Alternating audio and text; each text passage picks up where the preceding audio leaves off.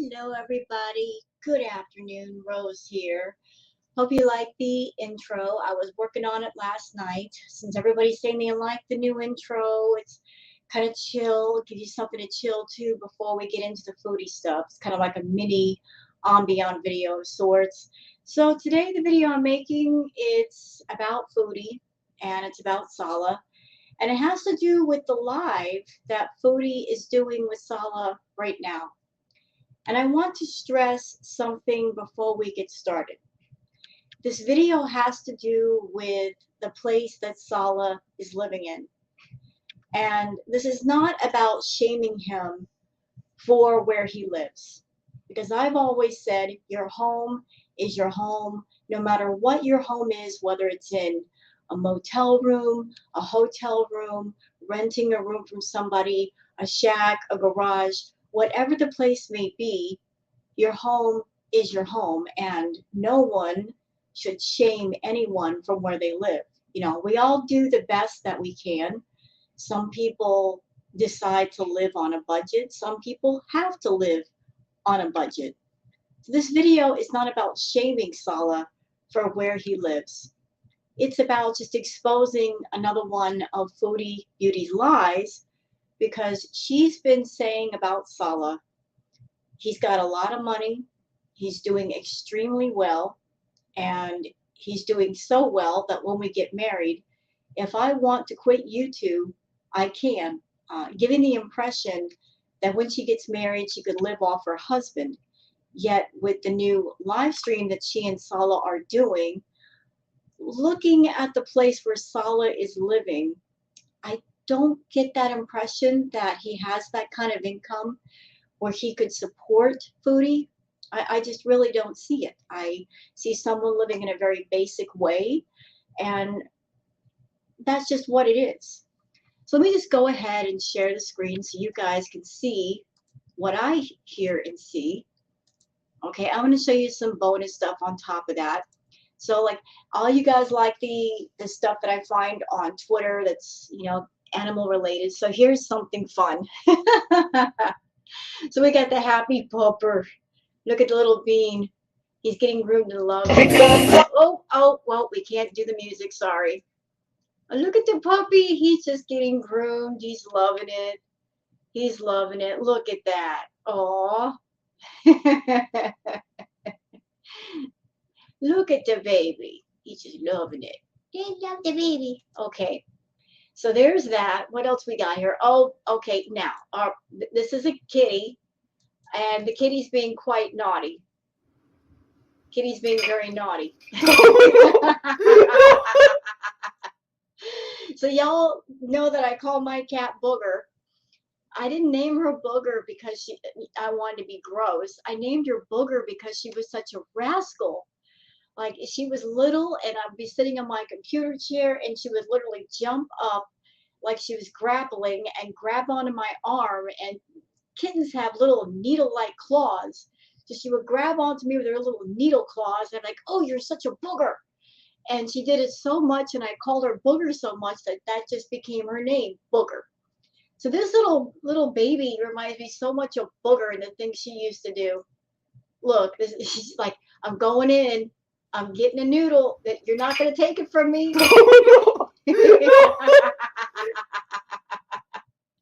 That kitten was determined. I'm going to get some of that.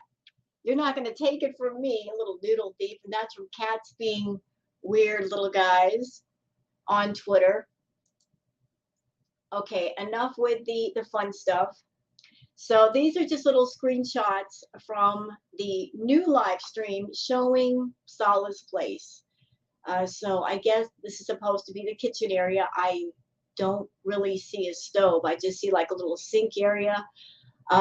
Keep in mind, we have, I don't know if we're seeing everything that is Salah's place or if this is a rented room or anything, but the room looks very stripped down basic.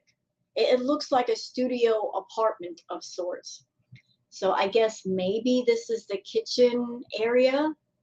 Yeah, that's what it looks like. What else do we have here? Here's some more shots, courtesy of Katie. I guess the bed is over here, and his keyboard is over here. It looks like a very, very small room. And here's another one from Habby. You know, it's like I said, there's no shame in having a small room. There's no shame in renting a studio apartment. I mean, if that's what you can afford, that's what you can afford. No shame in it at all. But where I'm over here scratching my head is that Foodie kept telling everybody that, you know, he's very super successful and that she could quit YouTube at any time, I guess, and he would take care of her, that she was taken care of. And yet I'm not seeing a sense here of somebody that they are super successful. Wouldn't he have a bigger place if he was super successful? It just looks like a very, you know, basic, you know, room. Very basic. All right, so those are some of the screenshots from the live stream, again, courtesy of Katie and Habby. What else we got here? Okay, we'll get to this in a minute. Florida Salt and Sass says, if this is Salah's place for real, Chantal needs to STFU about where reactors live. He lives in a closet. Yeah, Chantal, can I have a word with you? In the past, and even in the present, you've gone on and on and on about allegedly French fry girl living in a Motel 6.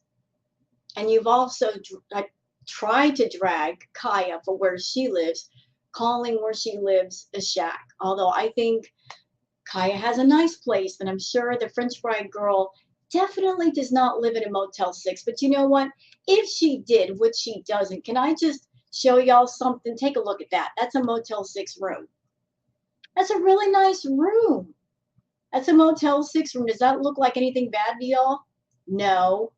It looks pretty doggone nice compared to, okay, Chantal, you think you have all the room in the world to talk about a Motel 6? Putting down the Motel 6? Really? And I gotta say to you, Salah, I don't know what's going on with you and Chantal. I don't know what deal you two have worked out, but if you cross her, you can best believe that she's going to drag you on your living situation, because she looks down her nose at other people because she lives in a villa. Although it's not in her name, it's in Pizza's name. You best believe, sir, she's going to drag you for having such a small place, because she is a bit of a snob.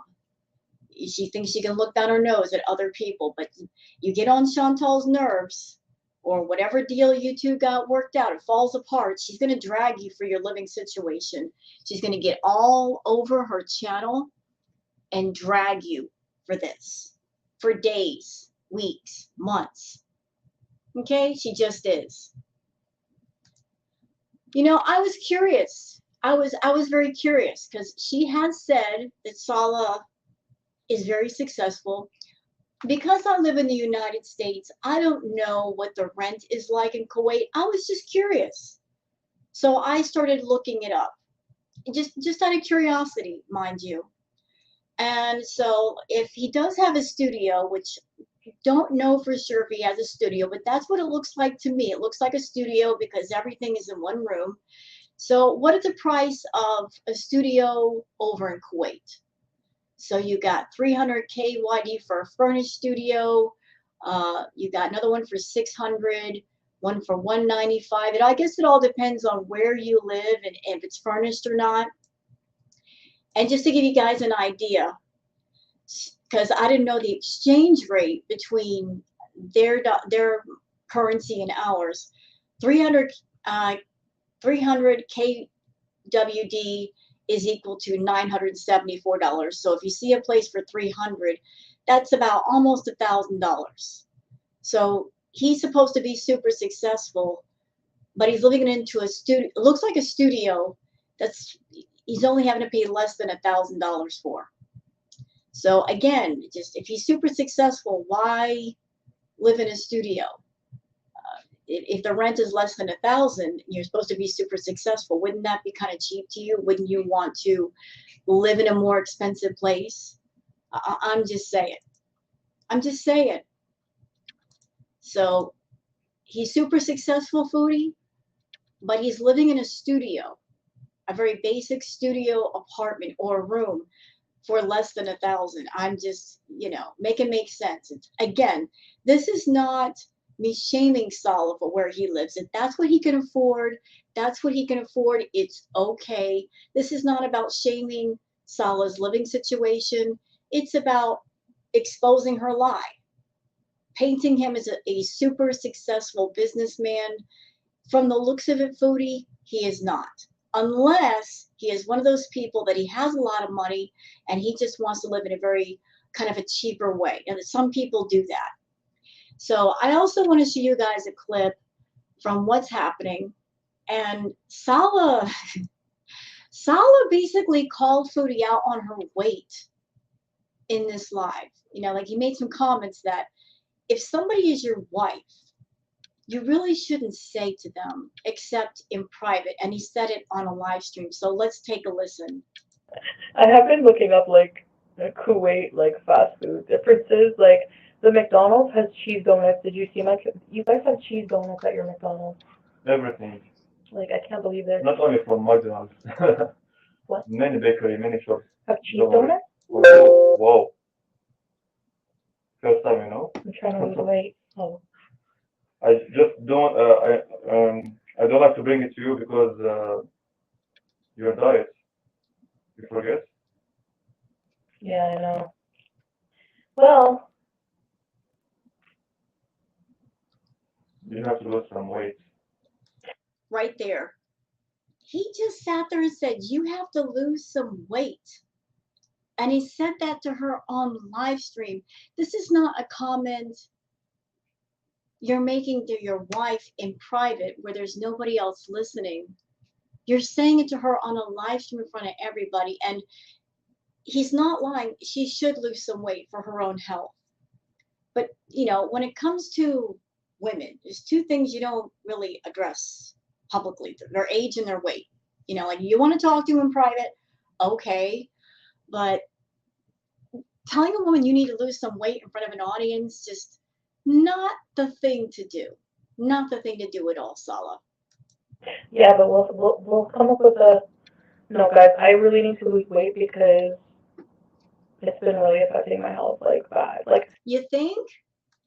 just like I'm trying to walk more and everything just so I can like have more stamina. It's so hard to be somewhere where everyone is out enjoying walking and everything and like you're just held back by this excess weight. And I'm like not getting younger, it's gonna start like really affecting my health.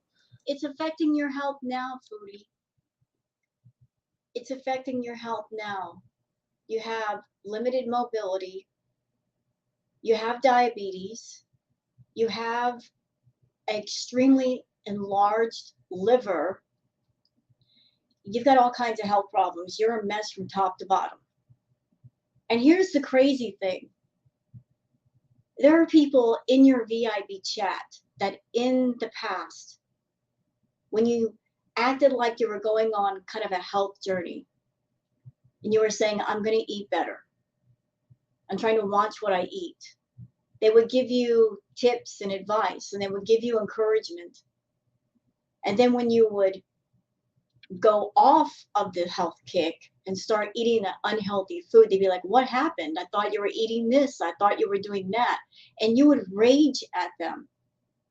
Absolutely rage. You would get angry at the people who are expressing care and concern to you. You would rage at them. And the only reason why you're not raging at Salah right now is because, he's a decent looking guy. And you're enthralled with that. And the fact his looks are what's keeping your mouth shut. That's keeping you from raging at him and saying, don't tell me what to do. I'll do what I want. You're not the boss of me. So I don't think that like I know people are gonna say, oh, he's fat shaming her. No. Somebody who loves you will care about your health. Like plain and simple. Yeah, but what about your audience members? So because they're not a dude and because they can't potentially be intimate with you, they don't care? Your audience has expressed care to you about your weight, saying, like really you shouldn't You shouldn't be binging, Chantal. You shouldn't be eating that stuff. You slow down. And you would get mad at people for saying that. I agree with you. You need to drop the weight. You need to take care of your health. And you're right. As you get older, it gets harder to maintain your weight, to stay healthy. It gets harder. You know, the longer you wait, the more hard work you got to look forward to fix everything. And you really let yourself go health-wise for the longest. So now, if you want to take care of yourself, you're going to have a long journey ahead of you. You know? Yeah, so you gotta be more healthy. Yeah, exactly. About health issues. Yeah, and I agree. So, but he doesn't like get on my case about losing weight. Like, he still brings me Burger King. But I don't think men fully understand And how women lose weight. barbecue fish for every day. And we're going to be eating a lot more, but I have to maintain a balance of some kind that I couldn't get a grip on when I was doing mukbang. Exactly. Yeah. That's what I'm talking about. So basically, from what I'm understanding, Chantal, and let's just put it in simple terms here. Let's just tell the whole damn truth while we're here. Listen, you are someone that you are an addict, and you have many different addictions. You've got an addiction for attention. That's your number one addiction above all others. You've got an addiction for attention. You don't know how to be alone. You always have to be getting some kind of attention. That's part of the reason why you're always on YouTube. You can't go without being on YouTube because you like attention and you like the attention that people give you on YouTube.